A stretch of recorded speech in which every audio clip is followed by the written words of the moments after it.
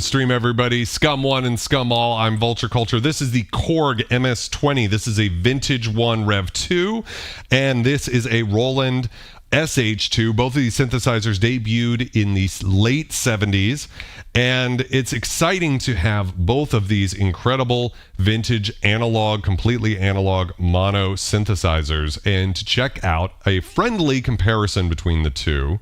And especially because both of these are still pretty affordable. They hang around the $2,000 mark, which is a lot for a monosynth, but you can get the recreations of these synthesizers. The SH-2 is essentially a Roland SH-101 with a different filter and a second VCO per voice, as well as the sub from the SH-101, so it's a little more flexible in that sense. And the Korg MS-20 is recreated by Korg. You can buy it new right now. Nick points out that it is patch cable time. Yes, I have my new red patch cables here. They're gorgeous, so that's going to be a lot of fun to check out.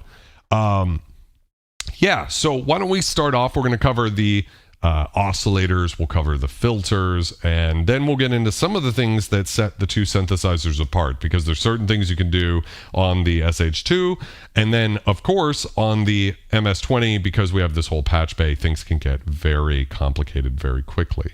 But for now, why don't we just start off by going back to something of a basic, we'll just kind of zero everything out, open the filters, turn the resonance off, and we'll just go with a basic sound here. So I'm thinking something like,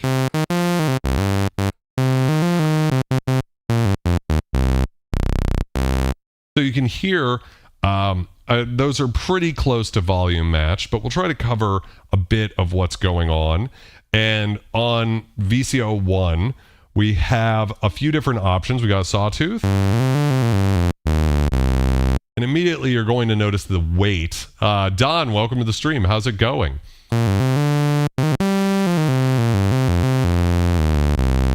In theory, you can look up my music on Spotify, Vulture Culture.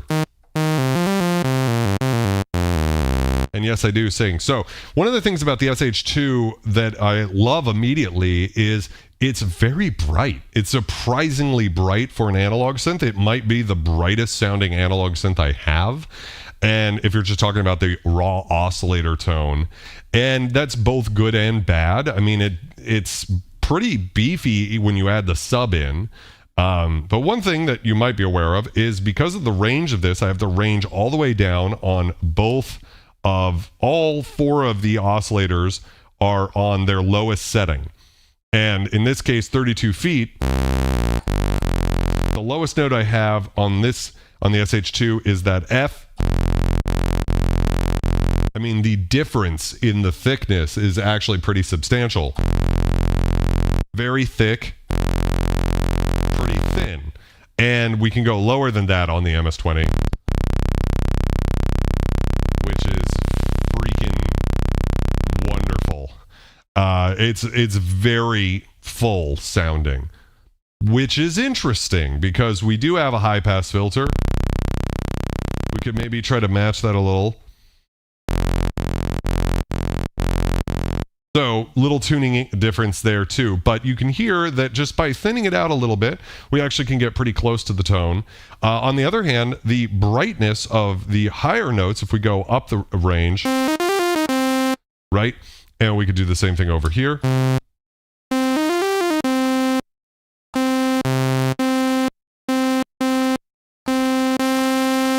You can hear there's much more fizz on the SH-2. Regal, welcome to the stream. How's it going?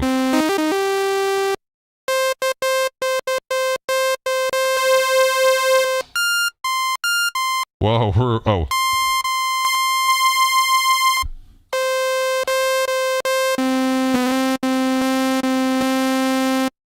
Close, for sure, but you do get more out of the filter at the top end on the SH-2, and that's going to be, I think, a theme as we keep working with these synths. That the MS-20's low end is beautiful. C-Ray, welcome to the stream. And the SH-2, to me, lends itself not only to leads, but basses as well, because it is a little bit of a tighter low end, for better or worse. So let's just focus on the MS-20 real quick and check out the other oscillator types briefly. We've got triangle,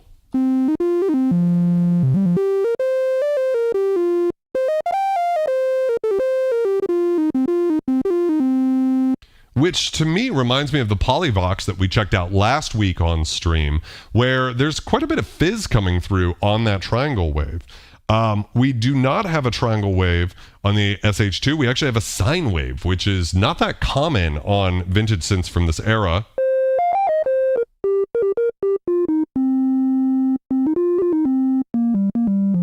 Now, I will say that to my ear, that's closer to a triangle.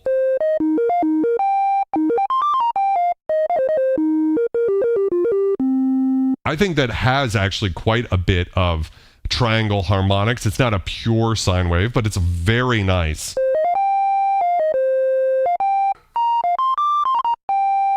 Add a little vibrato to that, we've got a wonderful flute sort of sound, whereas on the MS-20, I don't think we're really going to get there.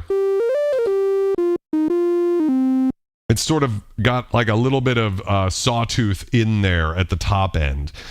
Moving over to the square or pulse wave.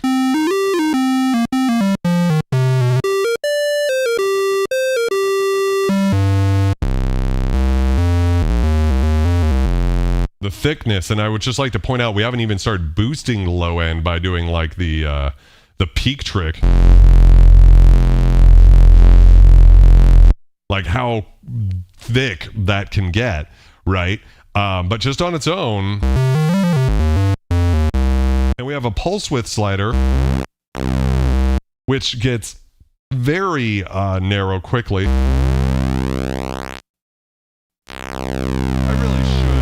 C-Ray, I really should get an oscilloscope going, but to me, oscilloscopes, I don't know. I mean, do you guys find them helpful?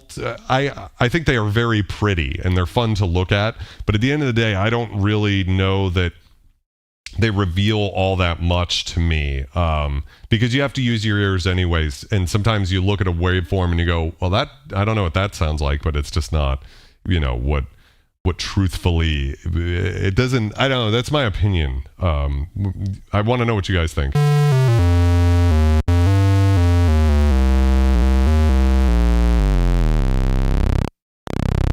Nick, that's a great question. I believe they are. I don't want to oversell the thing, but I believe that's the case. And if anybody can look that up, that'd actually be very interesting to know.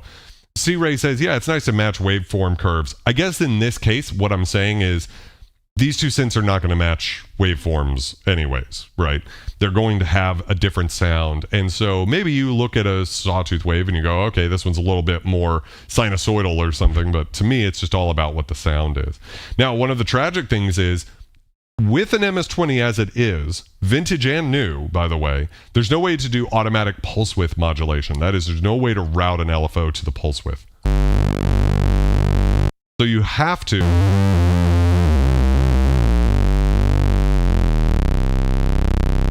do it manually. Whereas over on our good friend, the SH-2, you can do it automatically, and that's based off of the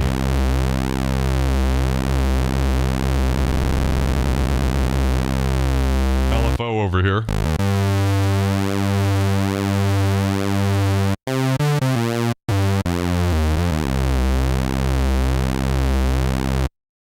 But what's interesting is we don't have control over both. So I can actually put pulse width over to manual. And you'll notice it doesn't go all the way through 0.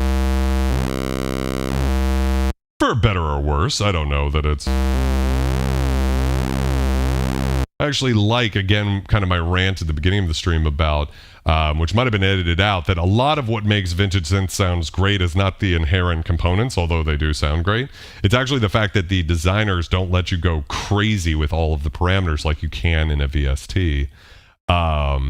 Yeah, C-Ray, I mean, it's something I should probably do, but I'm also aware of just like the real estate on the screen where it's like, I just don't want to get too much clutter, but you're probably right. I think most people would be interested in that. So if you guys want an oscilloscope on screen, just put a thumbs up for me because we can make it happen. It's not something that's too difficult to do. Moving on, so triangle wave, we have pulse width, we got noise. Over on this synthesizer, we do have noise on VCO2. I mean, it's noise. Way more low-end, mid sort of a sound. Let's see.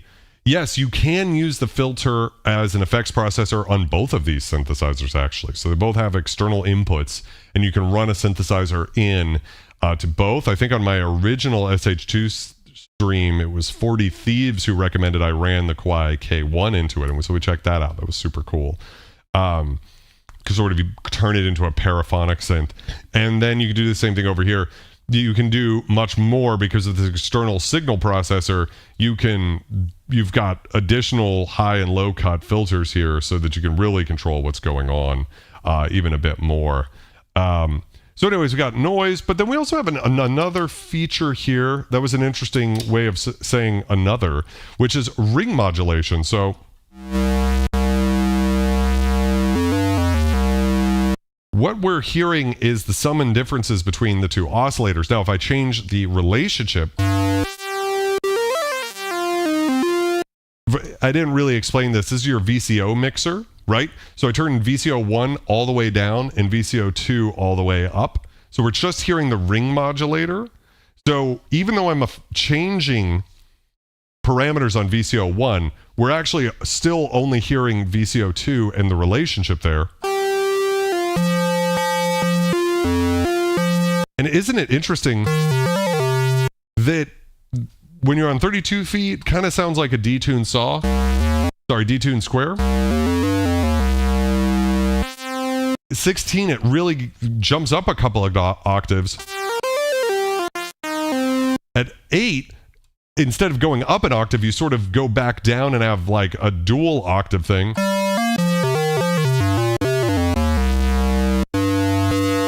And then it's almost like at 4 feet, you get this really kind of cold sound, which I think sounds great, actually. And then we can add additional harmonics by just detuning them a bit.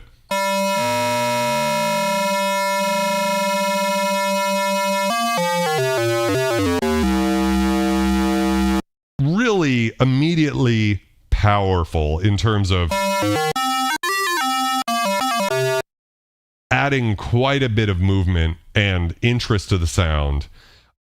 So ring modulation is sort of like FM in the sense that you can get these more metallic sounds, but the way that it's implemented in the MS-20 is extremely musical and interesting. And of course, we can change the carrier wave VCO1.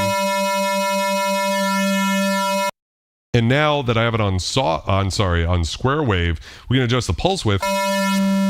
And now we just kind of, if we go all the way through 0, we just have sort of our basic wave.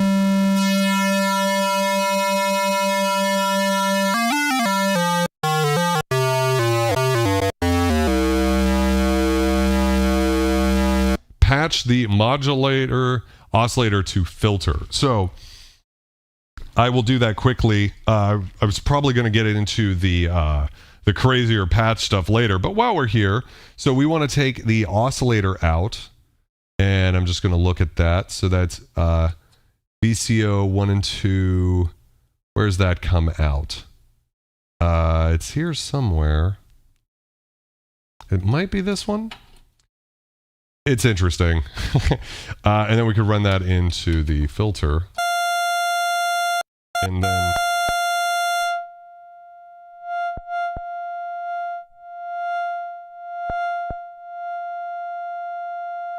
That's probably not it. Okay, well, we'll come back to that. Well, it's just so that we can... we'll get back to that, because once we get into patching, things get complicated. I want to make sure that if anybody's just tuning in on the stream, they can get all the info about the basics of oscillators and filters first, and then we'll get into the craziness. So anyways, the ring modulator... And you can see we can still blend in the first VCO and get interesting sort of halfway in between tones.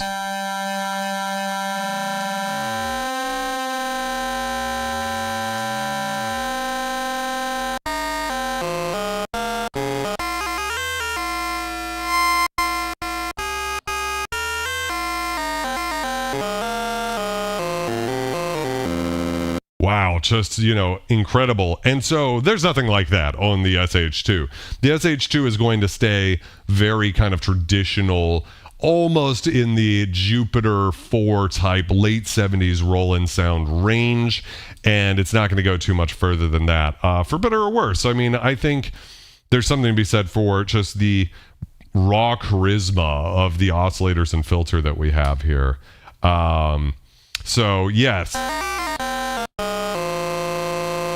Anyways, why don't we just go back to like a regular, you know, sawtooth situation here. And you'll notice one thing is VCO 1 can go down to 32 feet, but VCO 2 cannot. So you could do the unison thing. Or you could get more of a octave thing.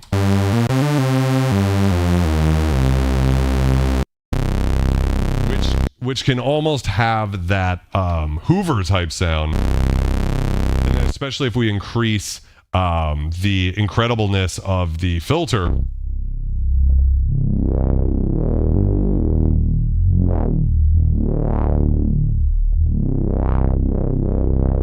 We can get these like crazy Reese bass sounds. And I have that detuned a bit, but we can also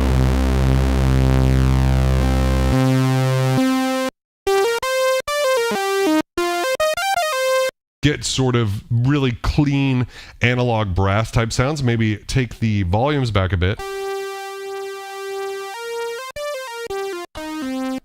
This synth has a tendency to overdrive a bit.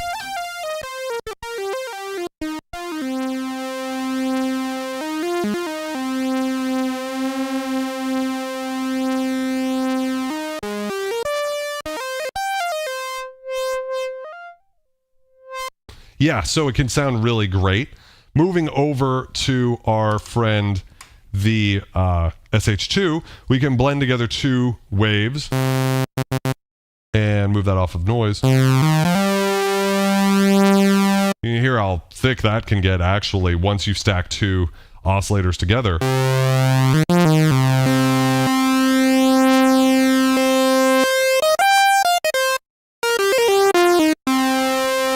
We have a total tune and a VCO tune, so I can try to get that really tight.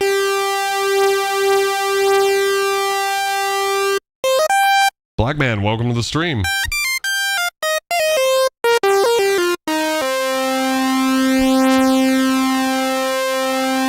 For me, I know this synth is thinner than the MS-20, but I don't know that I need it thicker necessarily. I think it sounds really great.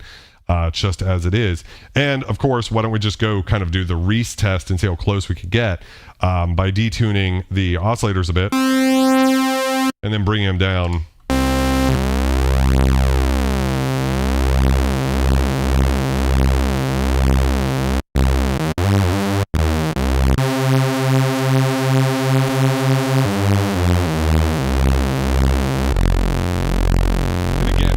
The issue for me is that the lowest note you can get to is this one. I would like to be able to go, or that was weak, all the way down to that. But we sort of can because just like this synth has one oscillator that can go down an octave further, on this synthesizer, what's so incredibly powerful is we have a sub-oscillator as well. So we've got two oscillators here. Over here we have a sub-oscillator, which is powerful. So I'm going to go ahead and bring out VCO 2 and bring in the sub-oscillator. And all of a sudden things start to open up. And we can go much deeper than we can even on the MS-20. Because our lowest note on the MS-20 is this note. If we just have just the sub, which you can do, you can hear We can actually go below that. Even the sub is brighter on the SH-2 than on the MS-20. And it is really good. It's got some real rattle to it.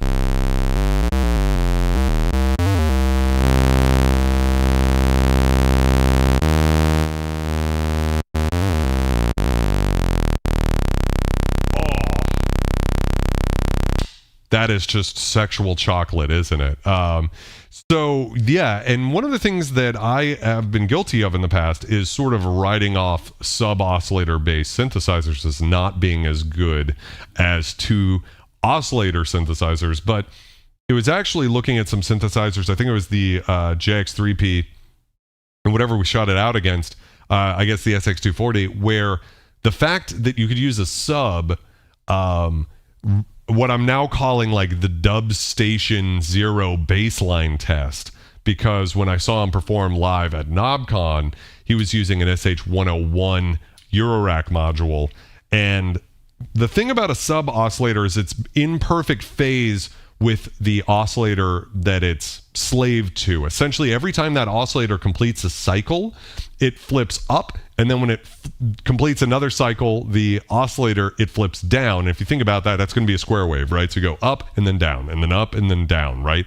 There's no in between, and that's the cheap way that they were able to make these 70's synths sound huger, is because you don't actually need another oscillator. A sub oscillator is much of a cheaper component. But in the case of doing bass lines, which the SH-101 is so famous for, it's actually kind of...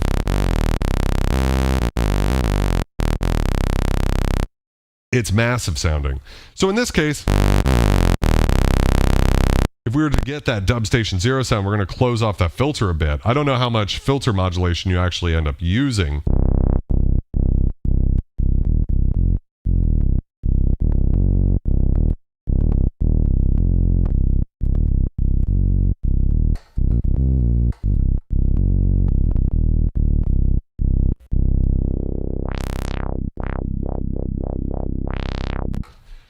Gerald, welcome to the stream. How's it going?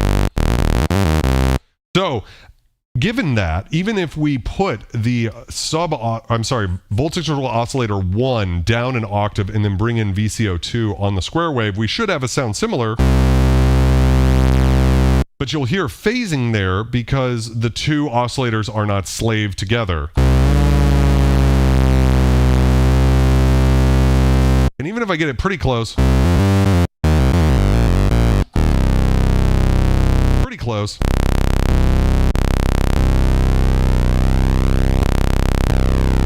But not quite, right? And so we could try to get a little dubby. Ooh, it is nice though because of that low end.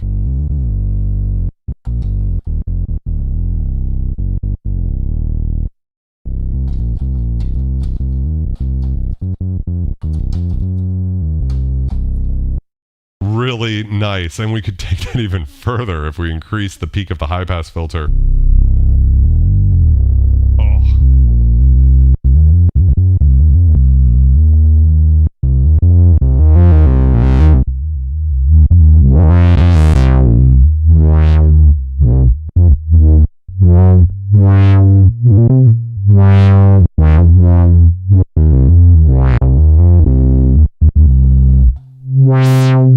Yeah, just immediate thickness, right? So that's one advantage, and we haven't really talked about the filters because I just want to make sure I really covered the oscillators before we move on. Daniel, welcome to the stream. How's it going? But the thing that does sort of set the MS-20 apart from most other synthesizers is we have fully variable high-pass and low-pass filters, and they both are arguably the most beautiful saturation-based filters you're going to get. So why don't we just keep that patch going for a bit? My point, though, was just to point out that you'll never get the... it's not quite as tight as the SH-2.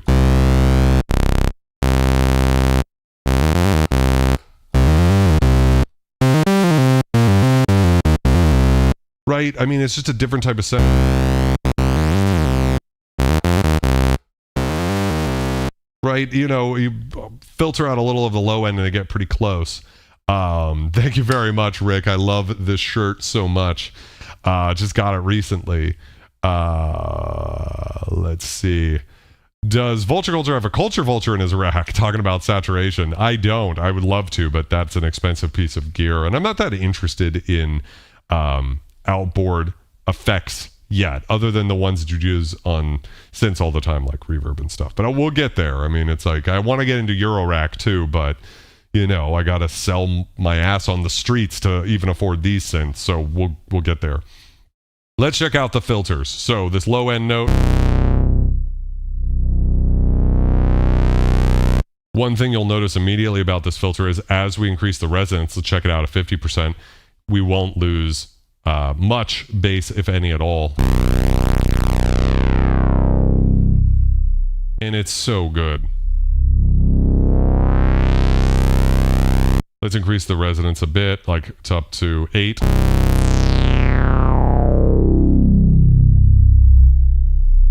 So to me, it's like that Polyvox filter, but it's actually just so, it's probably, to my ears, it's superior because it's got the saturation in there, but it's very musical. Oh.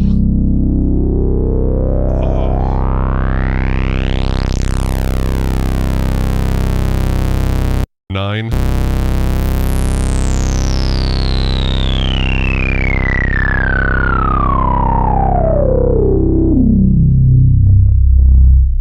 Now, this is a Rev 2 filter, so for those of you guys who don't know, by the way, can I get some scum cheers in the chat? I need to drink this fucking absinthe. For those of you who don't know, there's 2 revisions of vintage MS-20s, Rev 1 and Rev 2. Rev 2 is more common, Rev 1's more expensive and coveted. They changed the design of the filter. The original has, I believe, an OTA filter design for what that's worth. To me, this filter still sounds great.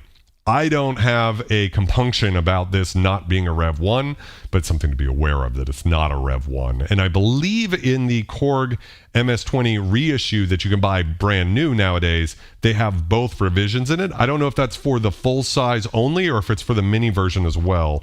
I wish Toskabis was here to help us out.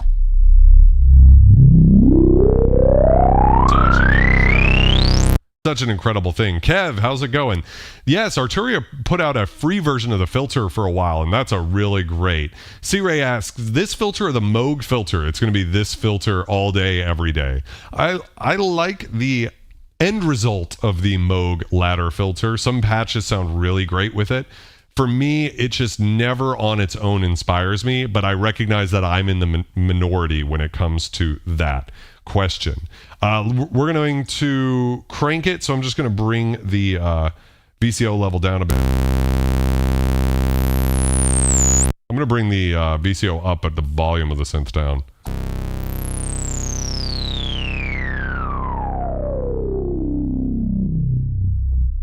One thing you might notice is, despite this synthesizer's vile reputation for being dirty and nasty,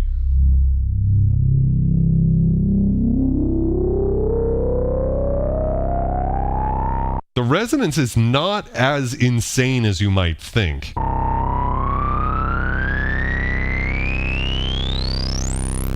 It's got this wonderful compression saturation sound to it, but there's absolutely filters that go way crazier when it comes to resonance. I mean, most of the filters in this room, which was something I was very shocked by. Although it is fully resonant, it's not the most like shrieky, like that's pretty tame, right? It's beautiful and saturated and harmonic, but it's not like just like ice picky at all.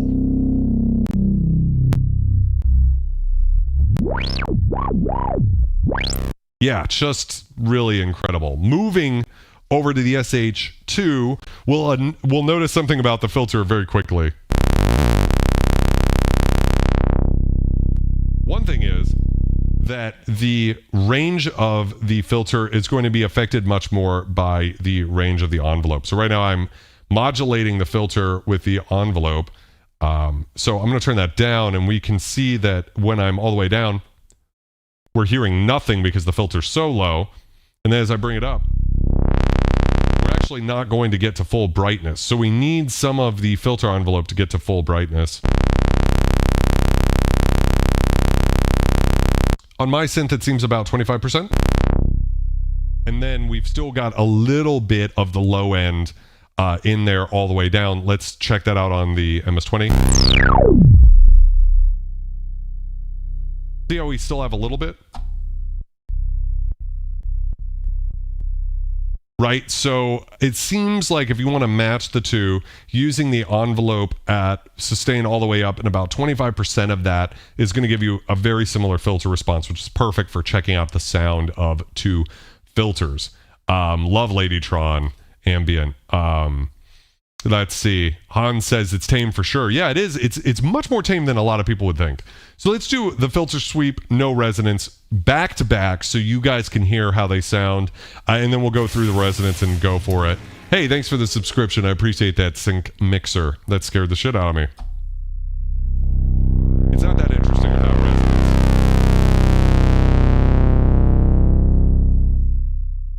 It's just so big, isn't it?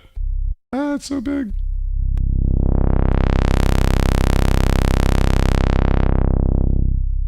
A little bit of sticky slider here. I had the sliders and everything rebuilt on the synthesizer. It was quite expensive, but they're still a little in there, you know. Yeah, just sounds great, but you know, it's much more like the Moog ladder filter. I wouldn't be surprised if under the hood it's very similar, because it's just more contained, which is kind of nice because it sort of mixes it for you. Right, if you're not doing a bass line, this synthesizer is probably going to get you closer to the sound you want when you actually are making a track. This is just so beefy that it's like, bass line's great, everything else, it's probably a little too much low end, and you're going to have to spend some time kind of massaging that with EQ and compression. Over here, I actually think it's quite nice. Anyways, let's put the resonance up to 50% and see the comparison. I'm going to bring the volume down. So one thing that sucks about comparing these two is the volume of the SH-2 drops pretty noticeably when you increase the resonance, just like on the Moog Source we checked out last week, or indeed a mini Moog. And so to keep them close, I'm going to try to do volume matching as close as I can, but you know, it is what it is.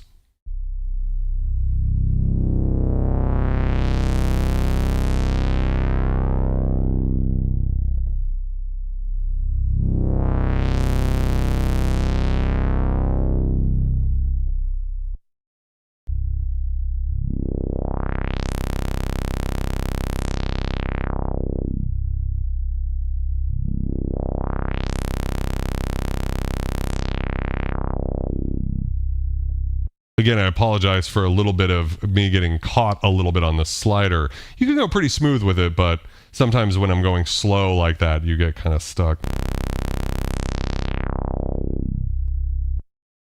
So one thing you'll notice immediately is at 50% resonance on the SH-2, we're getting more resonance than on the MS-20. It's not crazy. To match that, let's try like 25%. Honestly, like 25% on the SH-2 is closer to 50% on the MS-20. Let's go ahead and bring the MS-20 up to 8 of 10 and see how that goes.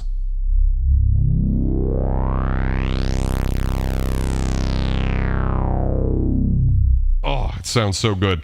Let's bring the resonance up to 50% first and see how that sounds. Probably just need a little bit more, 60, 70. I think 70, what am I at? I'm at about 60% on the SH-2, is about 80% on the MS-20.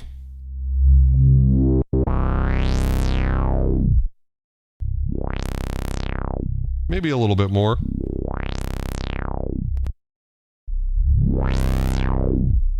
Bring down the volume a bit.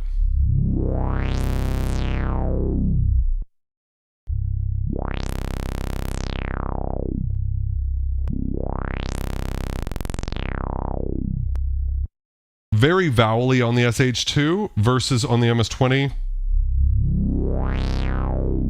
It's just like a velociraptor. Okay, so resonance at 100% on the MS-20, and we'll do the same thing on the SH-2 and then discuss.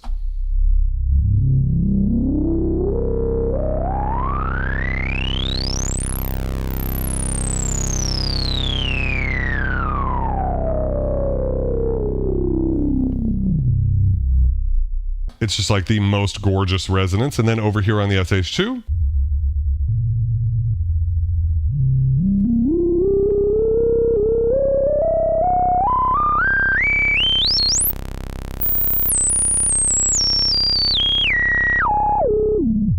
I'm getting really stuck on that, so I'm going to use the envelope here to try to get a smoother sound. So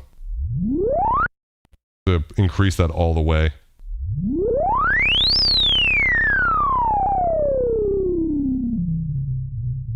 Getting some really nice warbles, some vintage analog warbles in there, but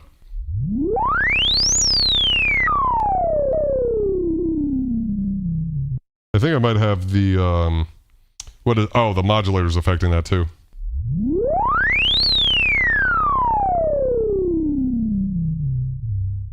So you just hear that you've got more of a thinner sound, as well as it's more ice picky on the SH-2.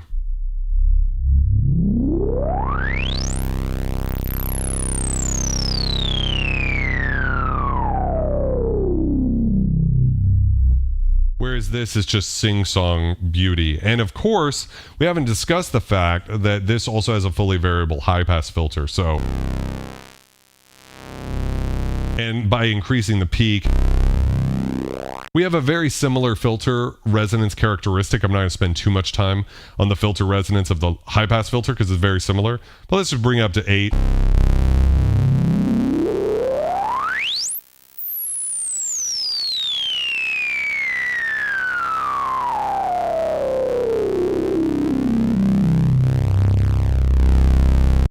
Actually, the high-pass filter seems to get a little bit more ice picky and have a little bit more resonance. I appreciate it, Shinji.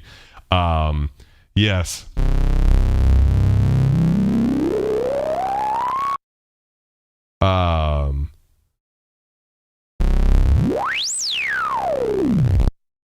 It sounds like C-Ray saying it sounds like the MS-20 has more of a wide Q than the narrower Q of the SH-2.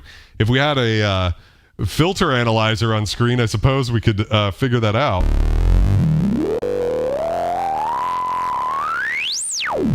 Yeah, so those are things we could do that are not possible. We do not have a high-pass filter on this synthesizer, for better or worse. The biggest reason the high-pass filter is cool is really to add a bass boot. So if you put it at 20-30%,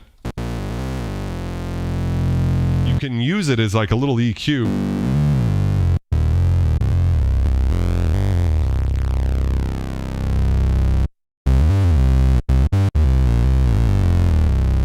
So you can actually get crazier amounts of low end out of the synth, like as if you needed more. But the combination of the two,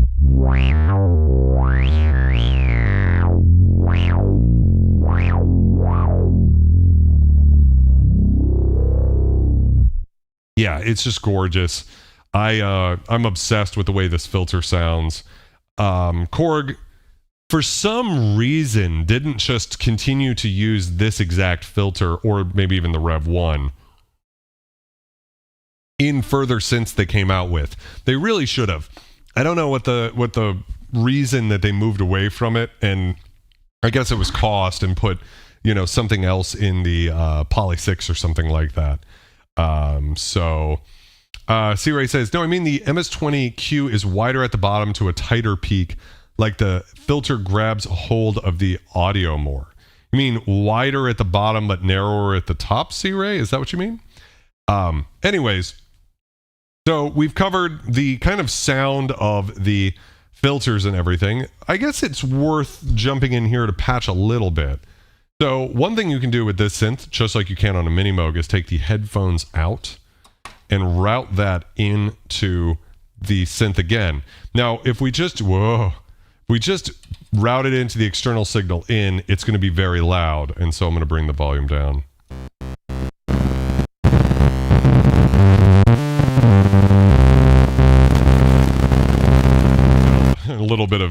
nastiness in there. You can hear how crazy that is and a little bit too much, but we could route it to the external signal processor and route the bandpass filter out. So what that means is we have a low cut and a high cut that we can use here. And now if we route that into the external signal, let's go ahead and do that like this. What we can do, it sounds the same as if it wasn't routed in, right? And then as we bring in the signal level here, we can control or tame that sound.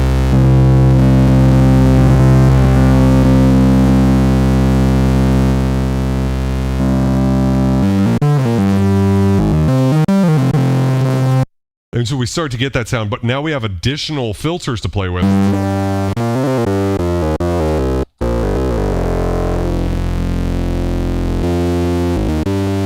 So there's no resonance even on the sound yet, and we can get these sounds.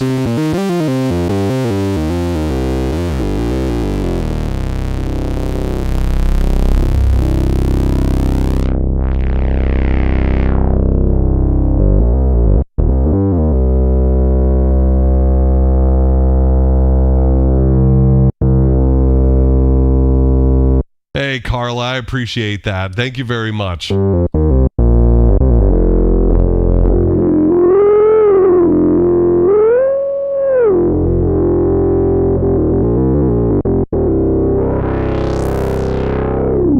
Yeah, so that's I guess, related to the filter, because what's happening is that signal's coming out of the synth and then running through those filters again.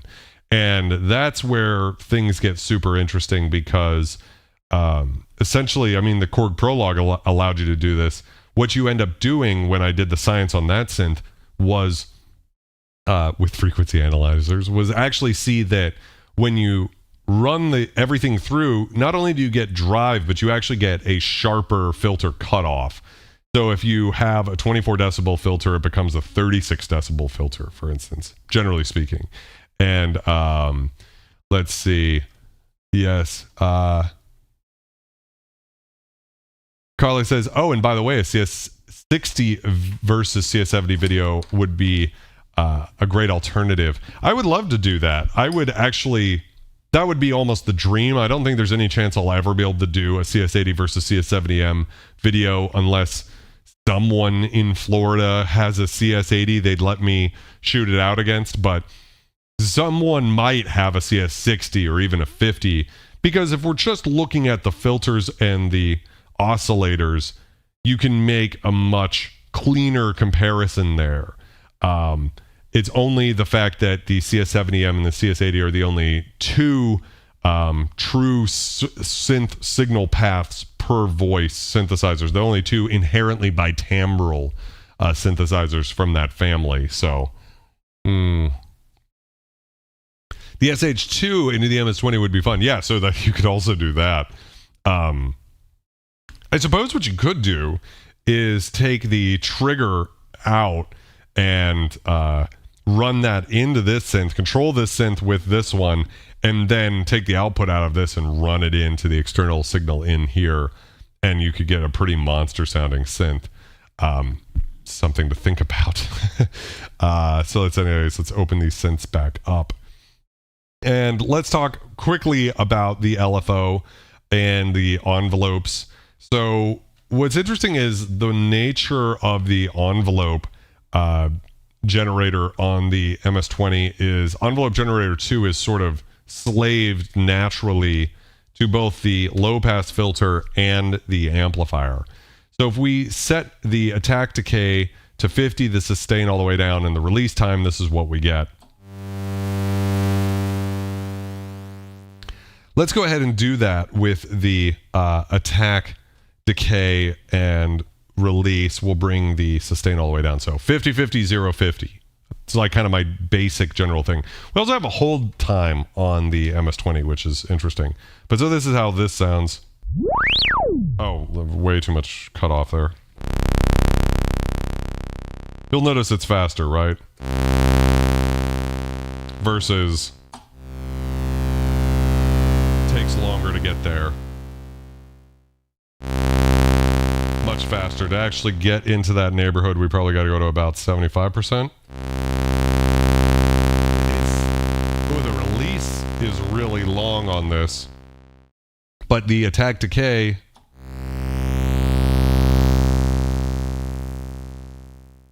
is still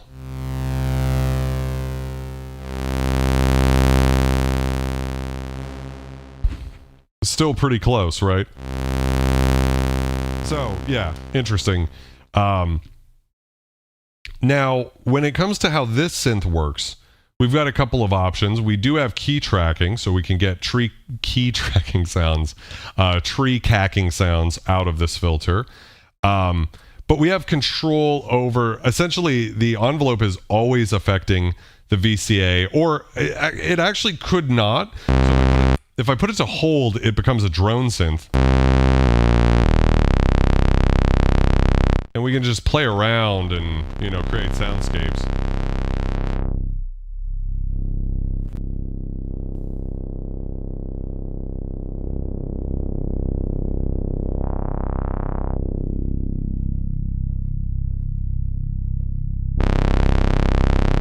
Right, where we could just kind of play around with knobs, but whatever note we played last is just going to drone out. The Polyvox has a similar feature. I don't believe that's the case here. I think you just turn the hold time up and you can get a long note, but not infinite that way. There's gotta be a way you could probably pull that off with this patch bay. This patch bay is so powerful, but also complicated to the point where I wouldn't be able to like guarantee that. I certainly don't know where the limits of it are. But you can just adjust the amount that the envelope affects the filter with this one slider here. Where's my volume? What did I do? Gate and trigger. There we go.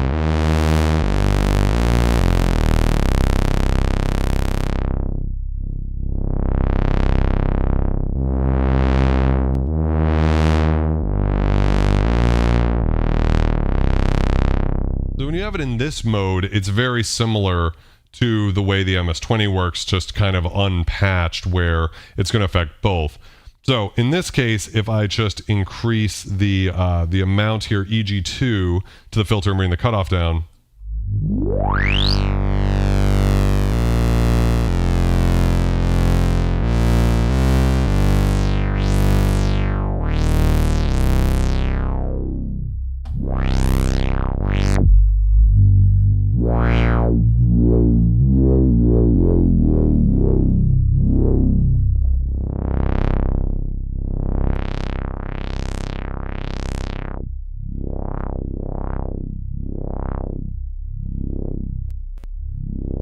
I'm trying to create like a whoa type sound.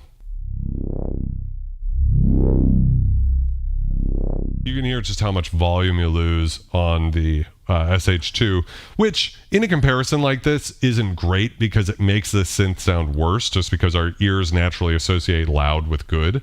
But from a production or, you know, live performance point of view, it's trivial, right? It's just a volume adjustment.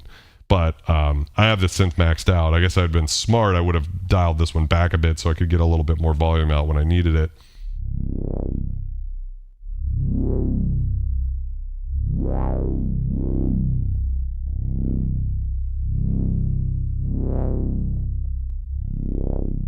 Yeah, so it's pretty close. This one sounds really good.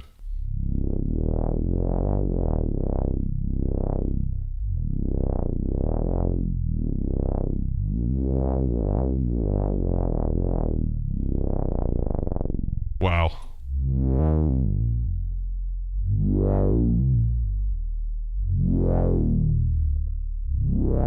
And you'll notice right now we're getting sort of a legato thing out of this, whereas we can get...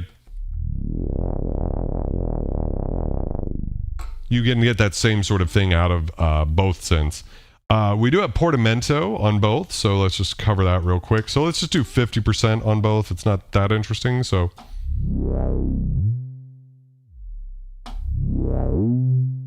Yeah, versus...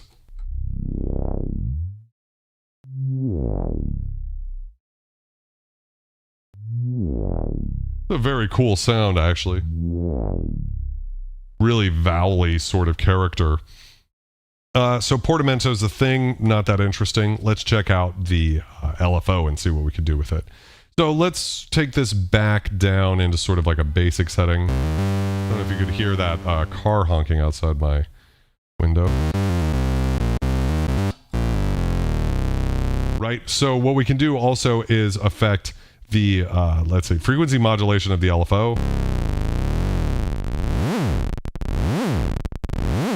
So we can take that very far. In the case of the VCOs, we can do the same thing. We can use the modulator of the SH-2 to affect the pitch.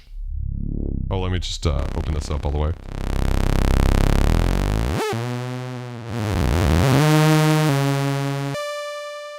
Oh, I have it on sample and hold right now. Let's put it to sine wave.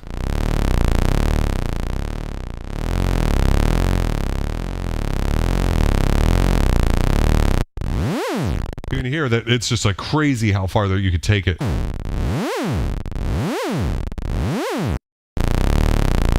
this isn't going all that far.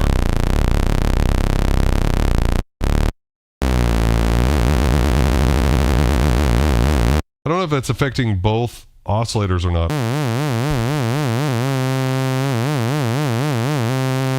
Yeah, so this is a good example of how this synth is more restrained. It's not really going to let you get too far.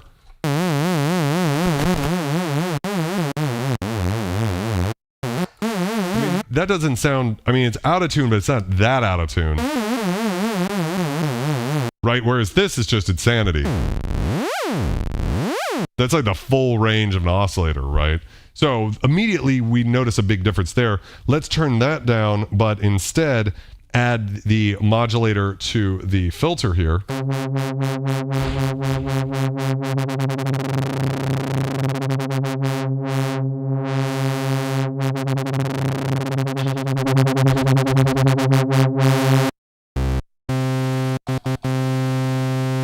Let's go ahead and adjust the pitch here.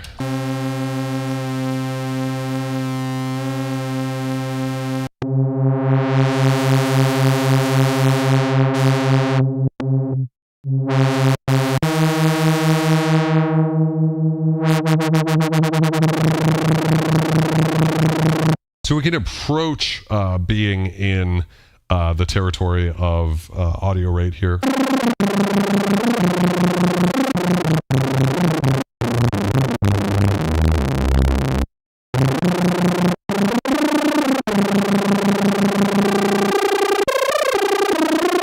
We put it in a square wave.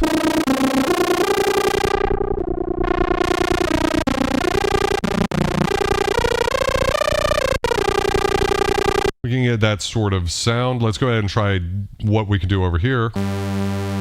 Modulation generator, turn that up to the filter.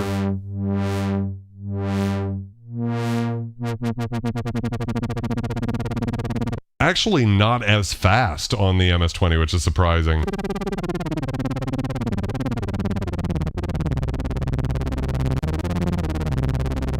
An interesting thing about the modulation generator, though, that I love is it's a variable waveform. So right now we're on sine wave. If I go to the left,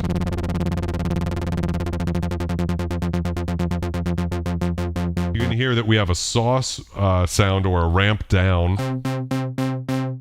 So we sort of we can get like pluck sounds out of it.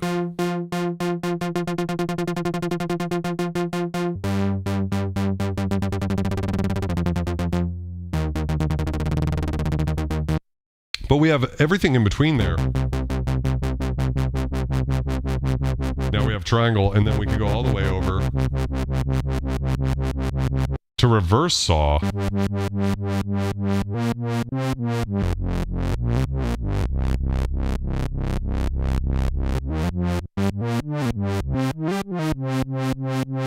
Which is very cool and something we can't do, I believe, on the SH-2. Yeah, that's pretty crazy, isn't it? That sound right there. Let's turn the rate down.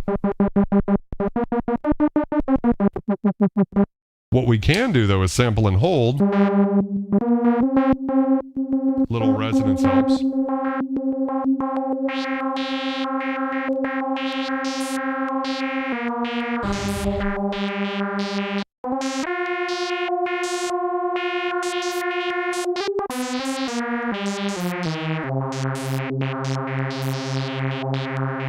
Now, I love that sound. Now, it might seem like we can't do that, but we actually do have a way to create that sound. So what we can do is we can take the white noise out of the synth, so we can just patch that into the sample and hold generator here, and then take that out and route that into the cutoff frequency of the low pass filter here. And we should be able to get close to that sound. But what we need to use is turn that off.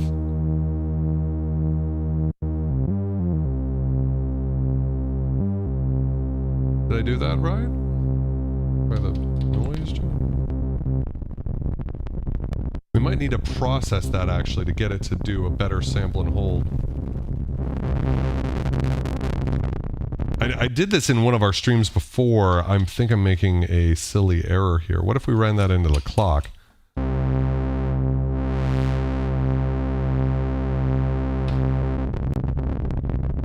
We might need to external signal process that. So why don't we go to the white noise into the external signal in here, and we'll run that out into, we'll take that out and run that in. And I think we need something to clock it too. That's probably the trick. So we're going to use the LFO. And where is that bad boy? I know it's around here somewhere. Modulation generator out. Let's try running that in on the, just on the triangle into the ground there and see what we get here. So let's see where we're at with all of these things.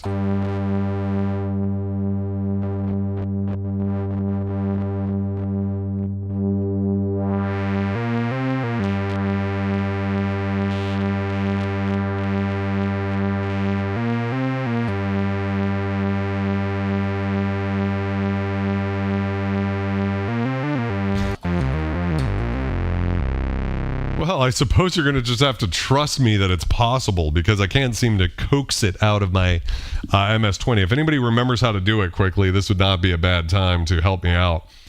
That's part of doing these streams live, is always trying to figure out these things out in front of the internet. And I forgot that I might want to actually do a little sample and hold action. So anyways, I'll unplug these beautiful puppies real quick for now. And we can always come back if somebody remembers how to do sample and hold, or if someone wants to look it up for me. I really wish that I haven't found like a book or anything that's a great resource for the MS-20 as far as really understanding how the patching works. But yeah. Gingy says the SH-2 has a 90s supersaw sound, possibly ahead of its time, or... You know, it's funny you say it sounds 90s, because obviously this is 70s technology, and the 80s would go by without supersaws really being a thing. But I do agree with you that... Anyways, it's much easier to get to sample and hold on the SH-2. When you crank all of that up...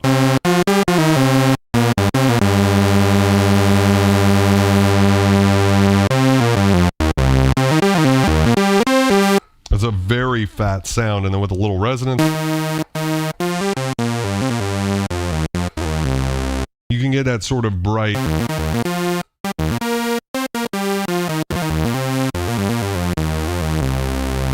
very bright sound to it. And by the way, that would sound great with a chorus, like my chorus plugin Inktomi. So yesterday was my birthday, and for a limited time, aka till tonight, all of my products are 50% off. So that's Inktomi, my chorus and reverb plugin based off of Vintage Effects. That's 50% off. Diodes and Rust is my vintage drum sample pack with over 300 drum samples and loops from vintage gear. That's also 50% off. And Neon Chronicles, my Roland D50 sound library, which works with the Roland Cloud as well as vintage hardware. All of that is 50% off at my website, vultureculture.live, one word, and the code is birthday in all caps. You can find a link to it in the description of this video, but you have to click on it now because the sale ends tonight at 11:59 p.m. So if you're watching this tomorrow, which would be November 23rd, I think, then it's all gone. So anyways, it's definitely a thing. Have a wonderful night, Ambient Naughts. I appreciate it. Walter says, the MS-20 is a lot of synth. I'd give the interface nod to the SH. Yes. So I was actually looking. I love the interface of this synth so much, to the point where I was curious when Roland used this exact interface again, because they didn't with the Jupiter 4, because you don't have that second oscillator. And whoa, what does that sound? And they really didn't, like, if you're talking vintage synths, the next cheapest synth that has 2 VCOs and a layout like this is actually the Roland Jupiter 6, which goes for about $6,000. So the fact that you get these for $2,000 or less makes them very cool and compelling, and I think just a really cool synth. For me, I prefer the sound of this synth over the Moog.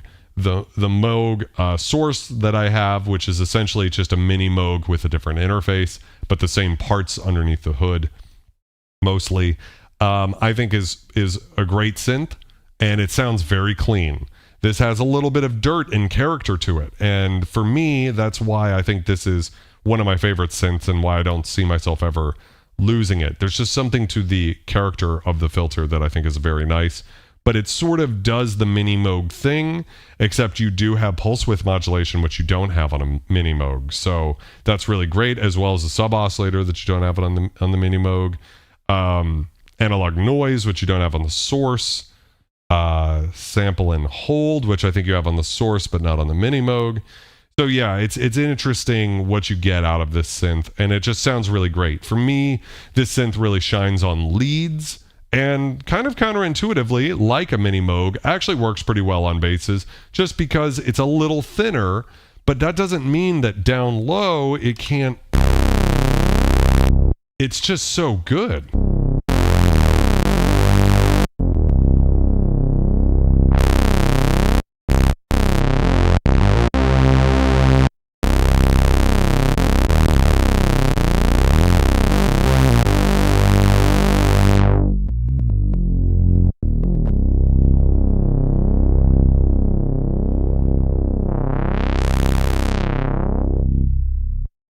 Aquatic asks, will you ever try an ARP 2600? Korg had a huge sale on the ARP 2600 this week for 43% off. That's pretty incredible. I would love to try out an ARP 2600, but of course they're like 10 grand to get a vintage one. My thing is, if I'm buying a synth, it's going to be vintage. If it's something coming from a company, like they actually were interested in me doing a review of it, I would love to try out an ARP 2600. So Korg, if you're listening, I would be interested.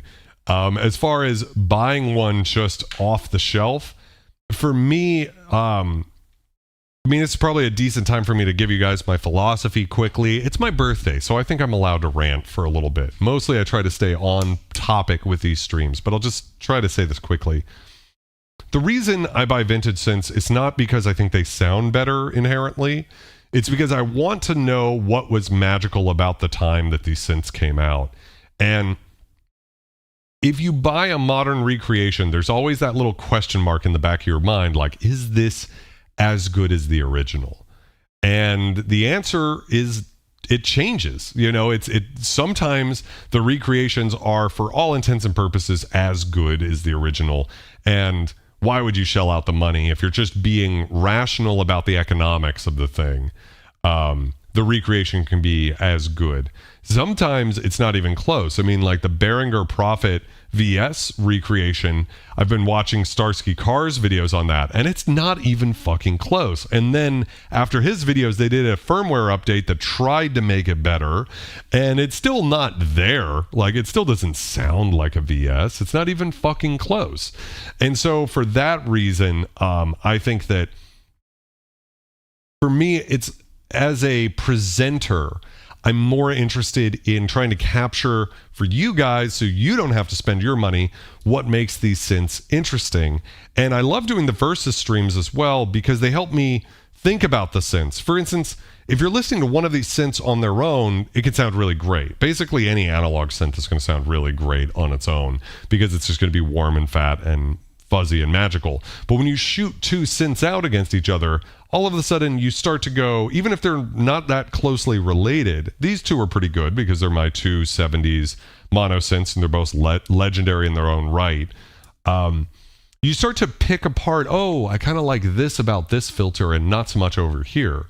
I agree, Black Man. I think that the Korg reissues are great, to what I've heard. 40 Thieves, how's it going, my friend? Now, having said that, the thing is that you can't always judge a book by its cover. Even doing this sort of comparison isn't like a fair one-to-one.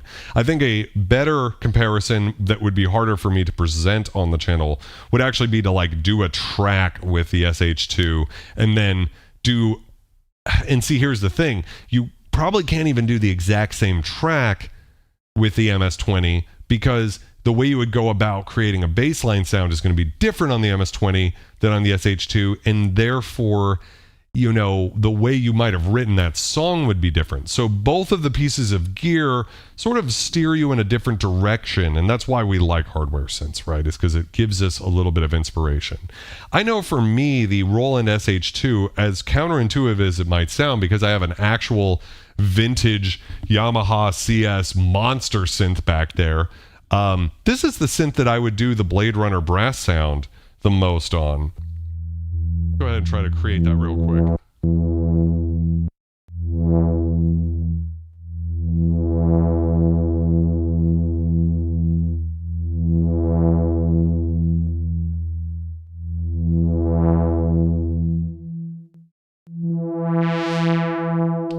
Tighten that up.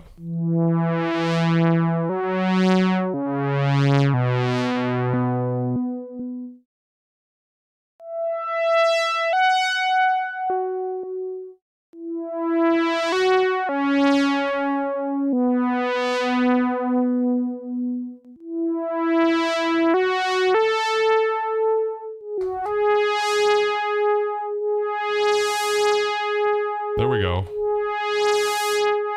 Like just that brightness reminds me of that CS80 brightness.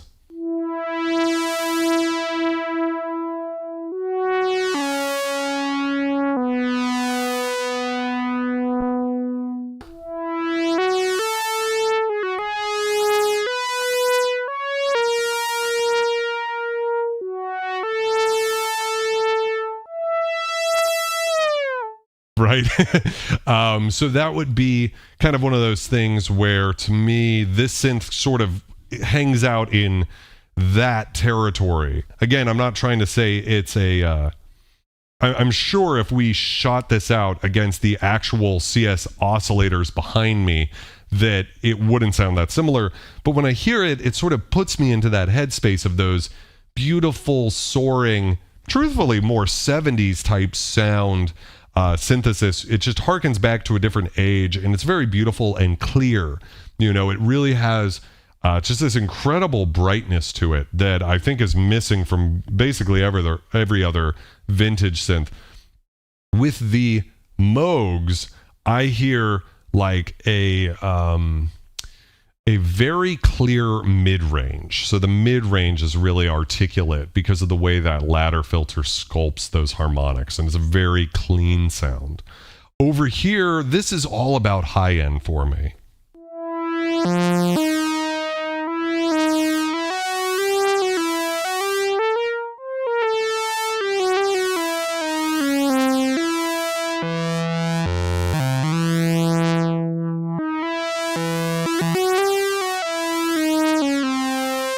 Just very clear and beautiful. Now, on the other hand, I mean, we could probably create a sound very similar to that.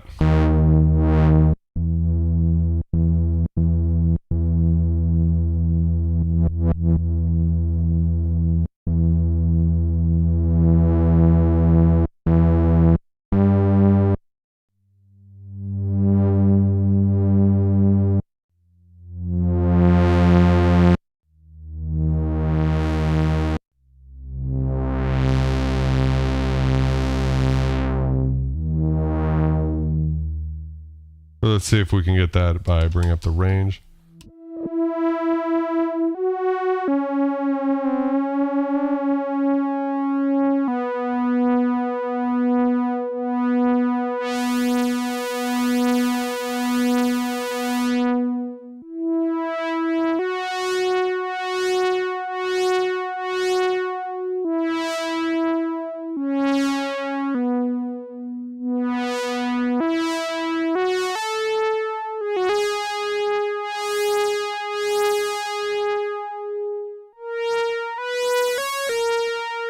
I think you can hear already, it's kind of just got a different character to it, right?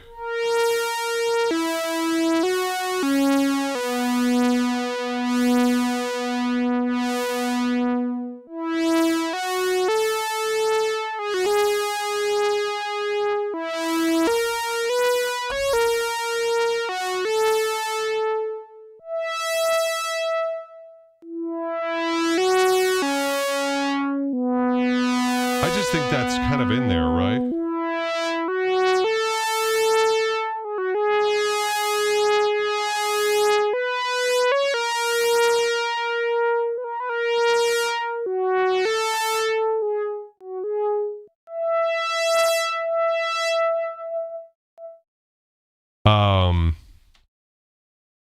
Hans Volt says he returned a Krumar DS2. Which one is that? It's not like the Spirit, right?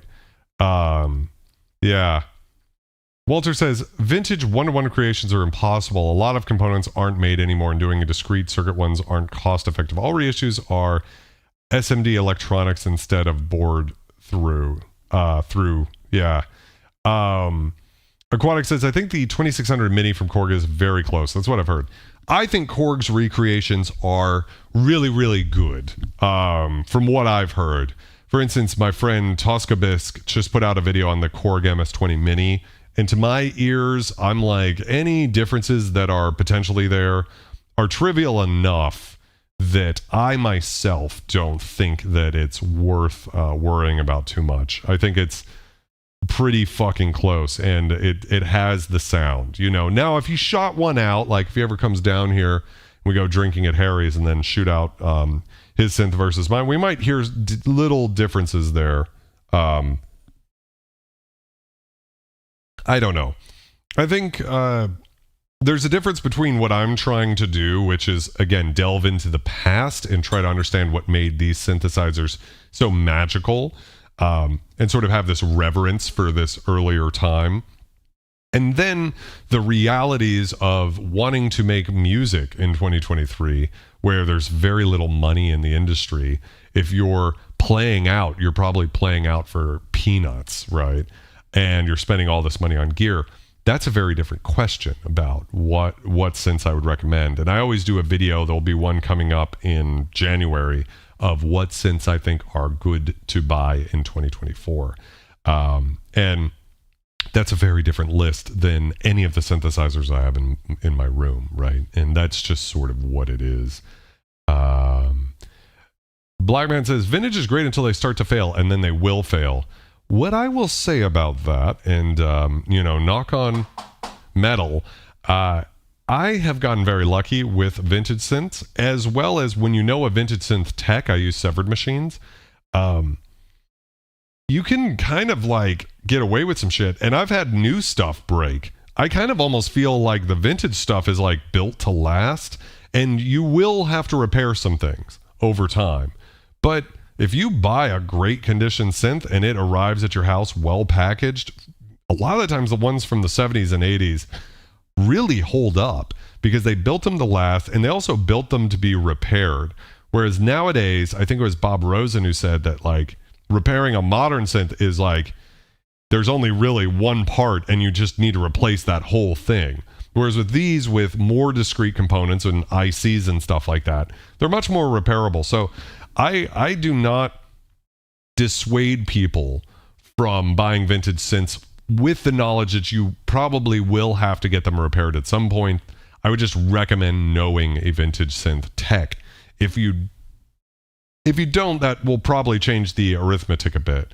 But you could also just get good, like Dubstation Zero here. He'll open up a synth and fix it if he can, and I'm not that brave yet. but it's a thing that you can learn to do. Let's see. I haven't been to the Synth Museum in LA yet, but I definitely want to.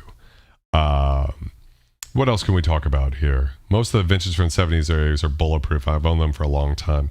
Yeah, when you mess with this synth, for instance, you just get a sense of like this thing is like a fucking tank and it's built to last. And same thing with this. I had to get the I don't know what you would call it. It's like the black felt underneath these were starting to like just truly disintegrate, and it was fucking up the sliders. But those were completely repaired. And I mean, the synthesizer from 79 or so, right? So what is that? That's 44 years old, right? So the synthesizer's older than me. And if that's all you had to really do to bring it up to spec, that's very cool. One thing I wanted to point out too here real quick is let's just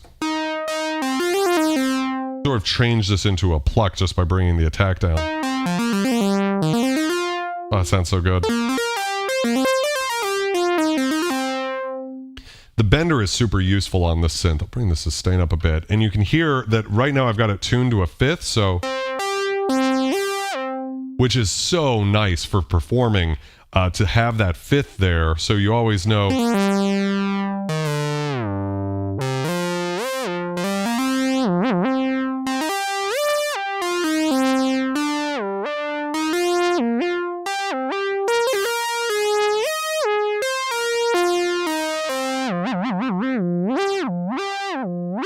Yeah, it's just great. And you can affect the filter as well. So if I bring the cutoff all the way down, doesn't have like with a little bit of resonance, that's actually got a quite nice sound.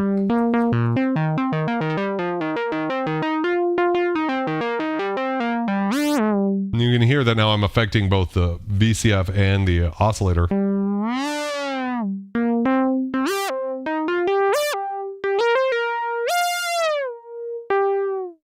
And then you could just kill it as you go down. So Walter says, just bought a new controller and it was faulty. Yeah, that's kind of been the way I would describe my relationship with gear.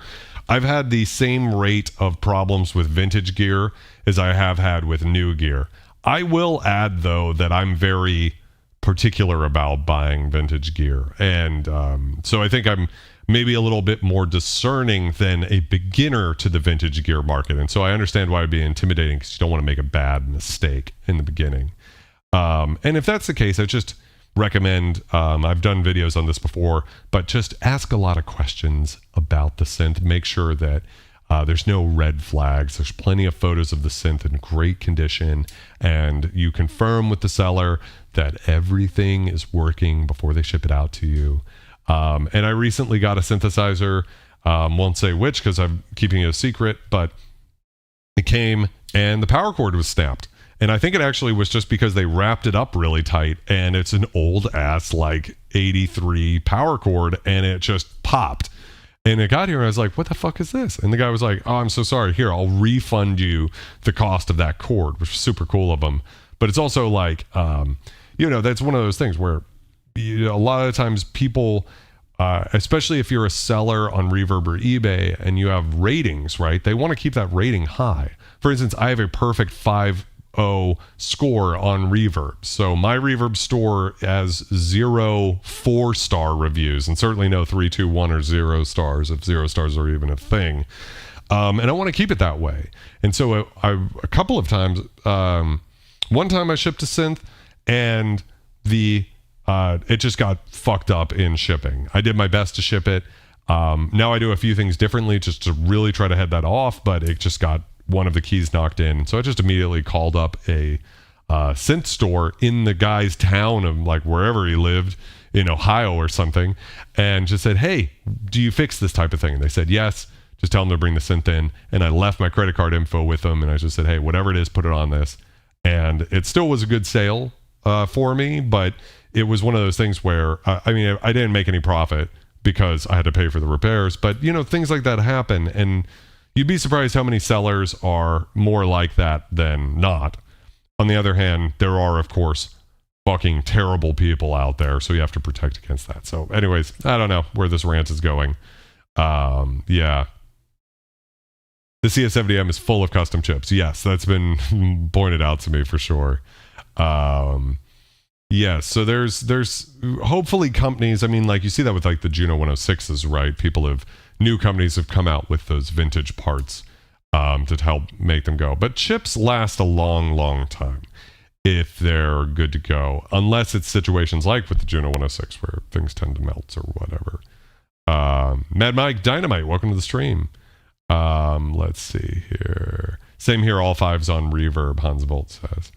So I feel like we've covered most of it. Let me look around and see what stuff I haven't covered here yet. I do have a delay time on the modulator, so let's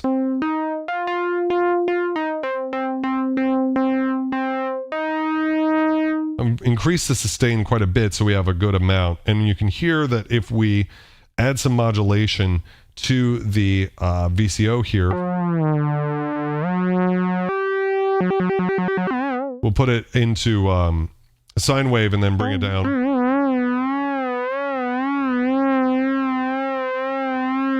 So we can get a little bit of a vibrato sound out of it. And the way I like to tune it in with a delay, right, is take it to where it's a little seasick.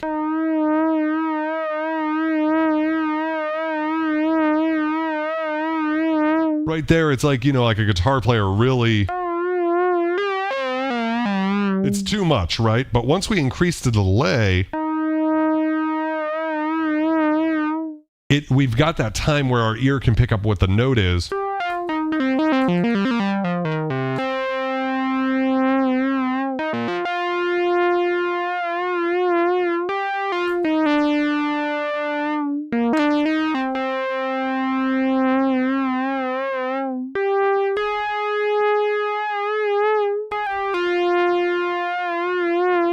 See how you can actually still get a really great sound, but that little bit of vibrato with the delay kicks in there. I don't think there's probably a way you can do it by using the second envelope generator in between the LFO to the oscillator, but it's not an obvious thing.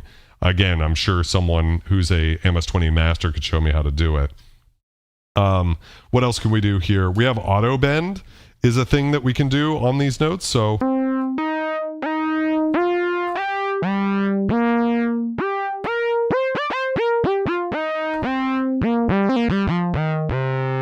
That's that sound. I think you guys are all familiar with it.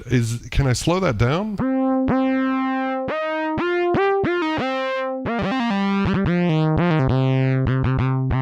I don't think so. I think it's just kind of like fixed at that rate.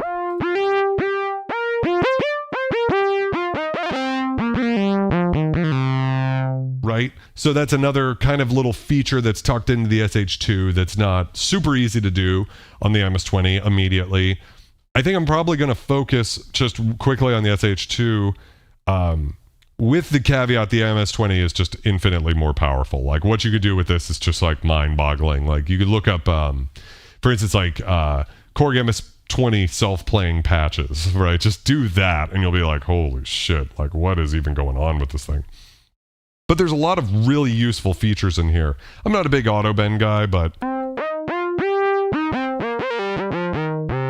And I almost, if anything, wish you could invert it. That would be kind of nice because I like kind of pluckier guitar type sounds. You get that with the opposite shape. So going left to right, I can turn the bender off of VCO1.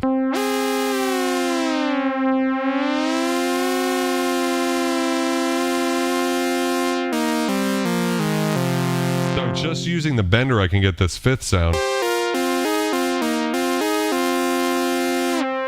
Right? Of course, I could tune VCO2 to a fifth, and I could do the same thing over here.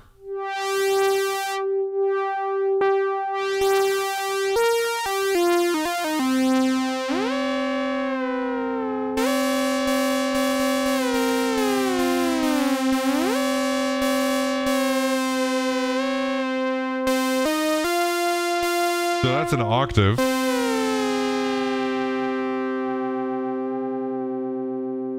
Very hard to get it, but I should have a fifth now. Right? right? So that's a thing. You can kind of get those sounds either way. What else can I do? So it's an interesting thing that you can turn the bender off of VCO1.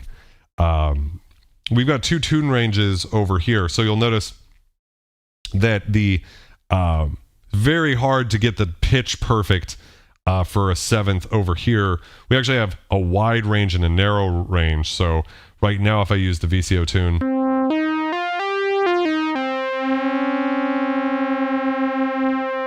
you basically end up with something that's kind of like a semitone or so worth of range. If I move it over to wide,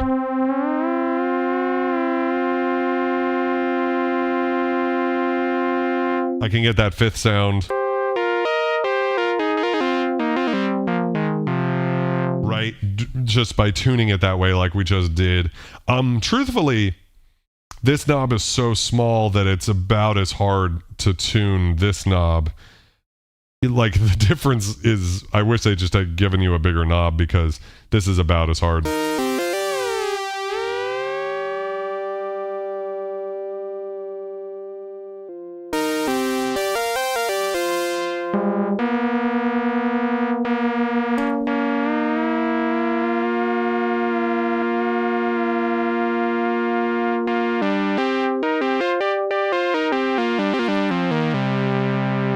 I wouldn't necessarily say it's an easier thing what I'm doing over here. Let me catch up with the chat. 106 is among the best, Walter says, if not the best supported vintage synths available. Mostly everything that could go wrong with them gets remade. I agree with that. Ingolf, welcome to the stream. First synth was an MS-10, awesome synth, and also Rev 1 filter. 78 for about 400 Deutsche Marks. Endless hours, feeling like Klaus Schultz. Gingy says, anyone ever been scammed on Reverb by sellers, like not responding to messages for local pickup? Hope it's rare on the synth side of Reverb. eBay, Yahoo Auctions Japan seems solid these days.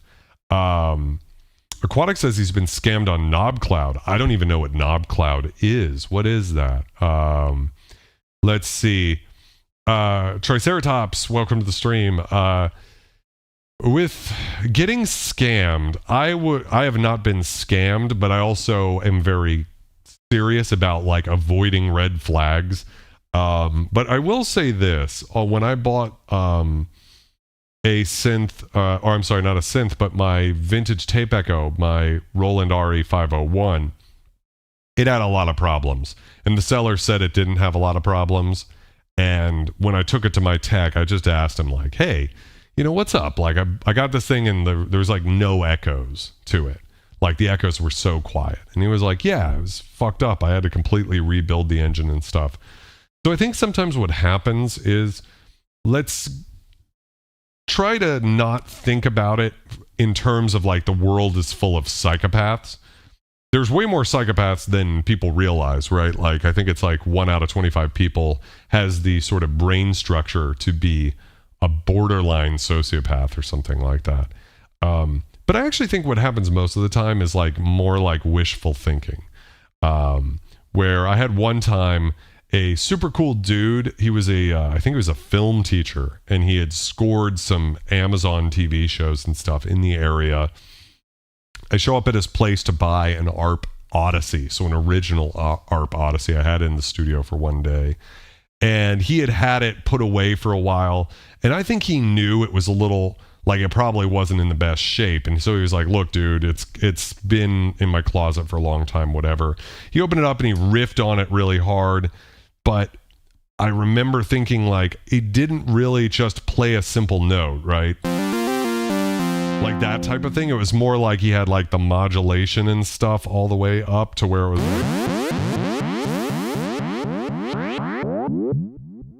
He was kind of doing this type of thing.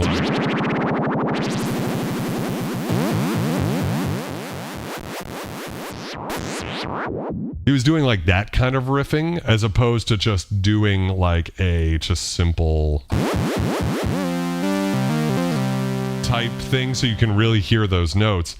And I think he meant well. I think that's how he used that instrument. But when I got it home and I was really messing with it, I was like, VCO2 is completely fucked up or whatever. And I ended up just driving back to him the next day and saying like, hey man, I know I said I would take it without like any questions asked, and truthfully at the price he sold it to me for, it probably would have been okay to get it repaired. It probably still would have been within the amount that you would normally pay for one of those synths. But he was super great, and he was just like, yeah, man, I'm not trying to screw you over, so I'll give you your money back. And he even gave me a Goblin t-shirt, like an original Goblin t-shirt from the 80s. They're the synth band that did the music for Suspira, the really cool Italian horror film, I want to say, that was like not... So I feel like I've gotten pretty lucky overall, with a couple of noticeable exceptions where I think sometimes people just like, they're like, yeah, I haven't fucking plugged this thing in for years and I just want to sell it. And they don't really know what condition it is, and they're sort of like fingers crossing it. I think that's much more common than someone knowing they have something that's fucked and selling it and pretending like it's not. I haven't had that experience. I'm sure some people on the internet have, though, of course, right? But again, I really try to focus on buying from high quality sellers, and I think you should too. There's that human part of the brain that wants to get a deal, right? And I'm guilty of it too. I mean, I really love, daddy loves money, right? I love buying more synths, and so if I can get them cheaper, that's great. But there is sort of like a limit I won't go to, where I'm like, it just seems skeevy. Like, so for instance, like Nick Dubstation Zero will like bid on something on eBay that he thinks is a scam, but he's like, if I can get a Profit 5 for $1,000 or something like that, and it is a scam, I'll just get the money back. I'm not that ballsy. So yeah. So anyways, Triceratops says, I bought an accordion reverb that showed up with a leaky bass valve, and seller refunded some of the money. Didn't even ask, just let him know it came as advertised. The money they gave back was what it cost to fix. Quality seller. Yeah, I think, look, I'm not trying to say everybody on Reverb is like that. I'm just trying to say there are a surprising number of people on Reverb like that.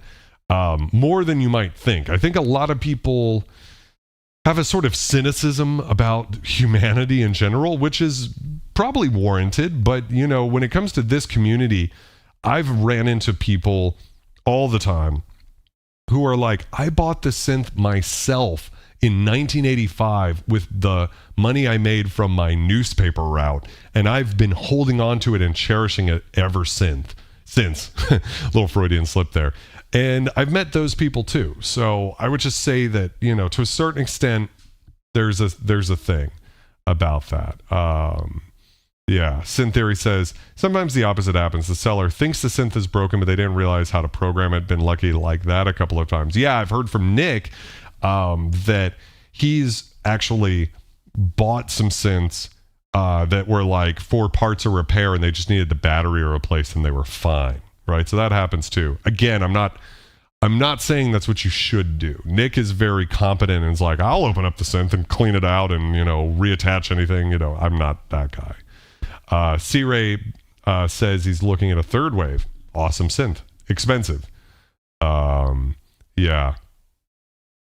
So, yeah, it's definitely one of those things. So, is there anything else you guys want me to cover? I feel like I've more or less kind of dug into these pretty well, at least in terms of the actual sounds of the synth. I think that's pretty much what I want to say about these guys. Yeah. Why don't we just if anybody says in the chat something that is interesting, otherwise we'll just jump back over here and we'll see what's up here. Walter asks, how did you score those two? They're actually both from Japan. I wouldn't recommend the seller though. So that's like an example of that where, how should I say this? I think I'm going to say the name. So Music Sound Tokyo, I bought both of these synths from, and both of them have had to be repaired. Now, I got them at good enough prices that the repairs were sort of like in that area, but I don't know that I'd recommend buying from them because of the experience I've had with the synths I bought from them, unfortunately.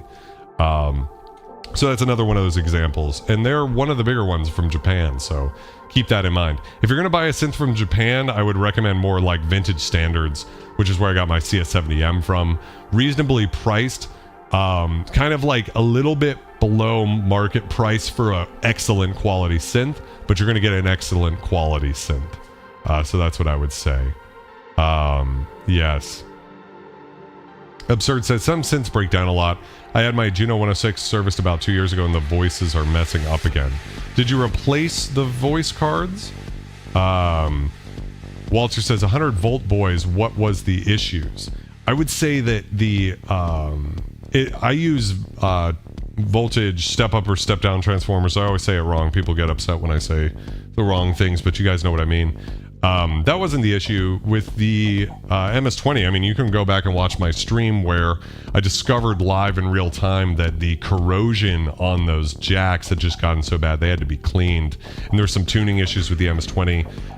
Same thing with the SH-2. The interior had become so decayed over time that it was not holding its tune correctly and stuff like that, and there was bleed from the LFO. So essentially you could never turn the LFO to the VCO pitch all the way off. Eventually it got to where it was kind of bad. So what it is they were selling synths that were in good enough condition, but they were not like in excellent, or they needed to be repaired. And I'm happy I spent the money, but with the SH-2 in particular is a pretty good amount of money. So I probably spent more than it's worth on that synth, unfortunately. But at the same time, I want to have that instrument. I mean, it's a piece of art from the 70s, so I don't want it to go anywhere. So I'm going to do what I do with all of these streams and start a poll. MS-20 versus SH-2. So we'll just put that in there, and SH-2. I'm just curious what you guys, considering they're about the same price, if you guys had a preference. Like if you had to buy one or the other vintage, obviously you can get the Korg reissue, which of them you would go for. Yeah. D-Ray said, I love older synths, but I think the tech will be gone in the near future. You mean the parts and stuff? Maybe. Aquatic says he's going to donate a MIDI keyboard and a synth to a local high school next year. That's awesome, dude. I love that you're helping support the next generation's excitement when it comes to synthesizers. So I'm very excited. Hansvold says, I bought a synth from Russia, got to New York City and disappeared. What do you mean by that? Like it got lost in transit? Walter says SHs are harder to get parts than the MS. Yeah, for sure. It's a rarer synth. Yeah. Absurd TV says price will go up for vintage synths. Yeah, so that's like one of those things. When you buy a vintage synth, if you get it for a good price and you take care of it, you can basically count on the price to at least stay the same, if not go up. So I've sold a few synths. I don't know. 6, 7, 8 synths. I don't know, since I don't have here anymore. And I've made money overall. Not a lot of money, because it's only a little bit here and there. I mean, a few of the synths I only had for a short period of time. But I've made money off of the synths. Whereas, I think I calculated in the video that in the first year that the OBX8 came out, its price dropped by about like 24%.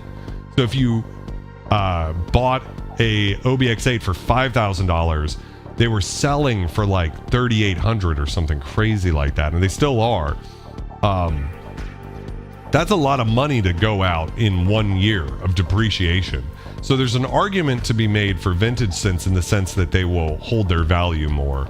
But the thing about appreciation, and this is true for, you know, the housing market as well, people think just by owning a piece of property that the value is going to go up, and that's not necessarily true. It's also the money you put into the house. You have to maintain things and keep upgrading things. You can't just like leave a house the way it was when you bought it, I guess is what I'm saying. It's the same thing for synths. So like one day the membrane panel on my I'm sorry, on my Chroma Polaris is going to go, right? It's going to be a terrible day because those are hard to fix and it's going to be expensive, but that will happen one day. But the theory at least is, because that's going to happen on all of those, that if you spend the money and you take good care with it, you can still make money off of that eventually. It's just a longer term investment. So yeah, let's see. Ansvold says it was lost at USPS. So did you have to pay for it then? How did that work? Gingy said, I found a Yamaha C1 music computer. The Super Nintendo Music DAW. That's awesome. I love that. I love the sound of the Super Nintendo too. I've got the original Donkey Kong Country games back there because David Wise's music was so influential to me. T-Ray Beat says, I think the Prophet Rev 4 will hold value now that Dave is gone.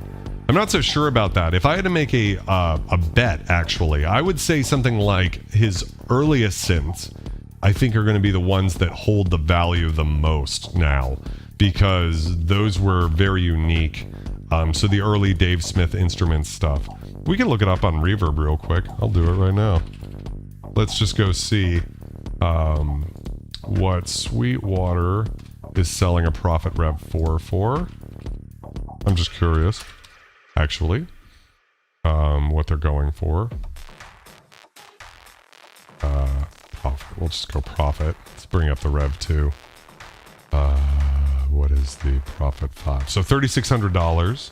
And if I go Prophet 5 on Reverb and I search, and we'll go low to high, and my filters are going to be, I'm just going to put in the price here, like a minimum of $1,000 or something like that, just to speed up the results. Let's see here.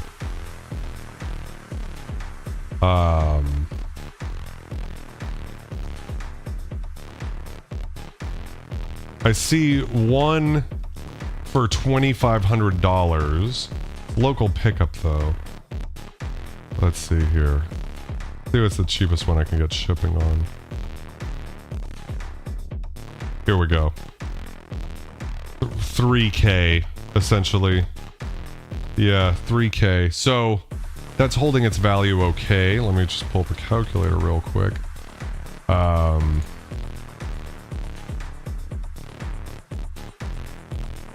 Let's go for that 2,500 because you can usually get cheaper on that. So 2,500 divided by 3,600 is a 30% depreciation on Prophet 5s. Let's go for, instead of that, let's go for the $3,000 one divided by a brand new one for 3,600 is 20, what is that, 17%-ish. So between 17 and, what did I just say? How did I already black out and forget what I was saying there? What was it before? 2,500 divided by 36. Yeah. 30%. So that's a non-trivial amount of depreciation. I mean, for what it's worth. Aquatic, have a great night, okay, my friend? Let's see. It was insured. PayPal refunded. Thank God. That's awesome. You should always go insured, especially for expensive products like that. Walter says there's a K5000 available in your country at $500. Opinions, first one I've seen here. $500, if you can get it for that and it's in great condition, I would pull the trigger. Those synths don't drop below $1,000. So if nothing else, even if it's not your favorite synth, you could sell it for more than you paid for it, which I think would be awesome. Don't, you know, I always say, like, don't be afraid of shipping synths. It's not that hard. You just get some bubble wrap and shit. It does cost money, so you might want to build that into your shipping costs, but I think it would be a good, if it's good, yeah, Walter, 100%. Is it a K5000S or a K5000W? Because there are differences in the price there. I'm thinking of the K5000. Well, we can look that up too real quick, just while I'm here. Kawai K5000, and see what the low to high is on that.